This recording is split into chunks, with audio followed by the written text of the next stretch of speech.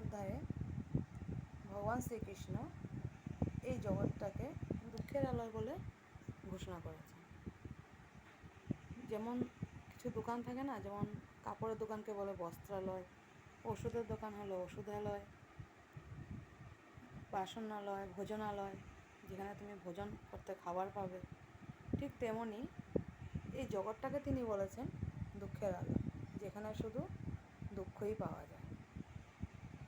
জন্মের সময় আমরা কাঁদি, আর এই কান্নাটাই জীবনের সারা জীবনের কান্না হয়ে যায়।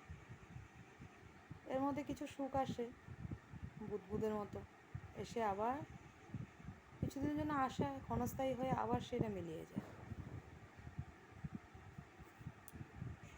কিছুদিন আগে যেমন বিমান দুর্ঘটনা, সেটারও কিন্তু কোনো পূর্ব প্রস্তুতি ছিল না যে প্লেনটা আকাশে উঠবে এবং সেটা হঠাৎ করে এতগুলো জীবন নিয়ে ধ্বংস হয়ে যাবে। যে হসপিটালটাতে সেখানে গিয়ে পড়লো, সেখানে যারা খাবার খাচ্ছিল তাদেরও কোনো জানা ছিল না, পূর্ব প্রস্তুতি ছিল না যে আমাদের এখানে একটা বিমান পড়তে পারে, আমাদেরকে পালিয়ে বাঁচতে হবে, তাই না? তো কোথাও আগে থেকে কোনো কিছু প্রস্তুতি ছিল না যে এখানে কোনো বড় দুর্ঘটনা ঘটতে চলছে বা কোনো বিপদ আসতে চলছে, তেমনটা কিছুই কারো জানা ছিল না। কিন্তু হঠাৎ করে সেই ঘটনাটা ঘটে গেল। এতে সেখানে দেখা যায় ভাগবত গীতা, সেটা নাকি সব কিছু ধ্বংস হওয়ার পরেও সেটা অক্ষত অবস্থায় রয়ে গেছে, সেটাকে কিছুই হয়নি, সেটা আগুনেও পড়েনি এবং পৃষ্ঠাগুলো বইটি পুরো বইটি মানে সুস্থ আছে, কোনো বইটির উপর কোনো আঁচ আসেনি। তো সেটাও কিন্তু অনেকের প্রশ্ন হয়েছে যে যেখানে ভাগবত গীতা, যেটাকে আমরা এখন সবাই পড়ি, সবাই জানি, সবাই জানতে চাই, ভক্তি করি, সেই পবিত্র জিনিসটা থাকার পরেও কেন এতগুলো প্রাণ বাঁচল না? নিশ্চয়ই এত বড় একটা ঘটনা ঘটেছে, সেটা তো দুঃখের বিষয়, খুবই দুঃখজনক। কিন্তু কি করা যায় বলো?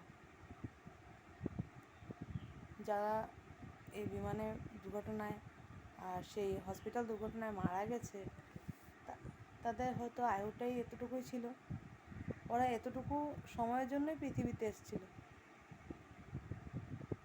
যদিও খুব কষ্টের ঘটনাটি, খুবই খারাপ লাগে, কিন্তু সে যে বলে না, রাখে হরি তো মারে কে, সেখানে কিন্তু একজনের প্রাণ বেঁচে গেছে, কারণ তার আয়ু ছিল,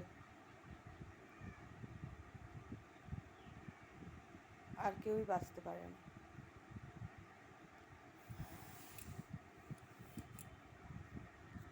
শুধু এই ঘটনাই নয়, দিন পর দিন তো নিত্য নতুন নানা দুর্ঘটনা ঘটছে, কত প্রাণ যাচ্ছে,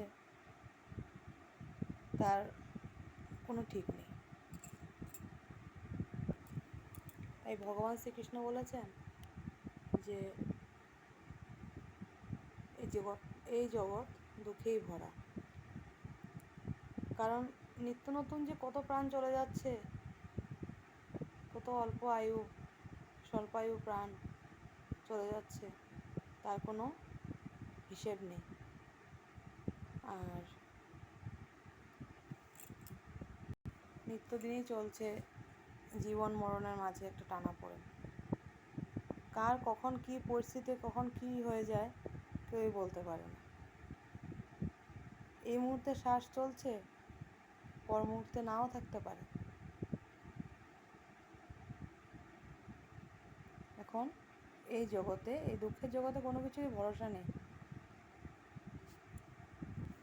এর মধ্যে একজনই ভরসা আমাদের, সে হলো স্বয়ং শ্রীহরি। তাই তো বলে, রাখে হরি তো মারে কে।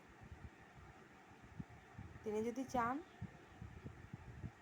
তো আমরা ঠিক যে কোনো বিপদ থেকে উদ্ধার পেতে পারি, কিন্তু আমরা বিপদে পড়লে সেই মুহূর্তে ঈশ্বরকে ডাকা ভুলে যাই।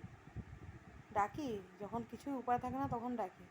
কিন্তু আগে কি করি, আগে আমরা চিৎকার, হাহাকার, দুঃখ, হতাশা, হয়তো কখনো ভগবানকে দোষারোপ করতে চাই না যে তোমাকে এত পুজো করি, তার এই ফল পেলাম, তোমাকে এত ডাকি, তুমি এই সাড়া দিলে, তুমি কি নেই ঠাকুর, আমরা এসবই বলি।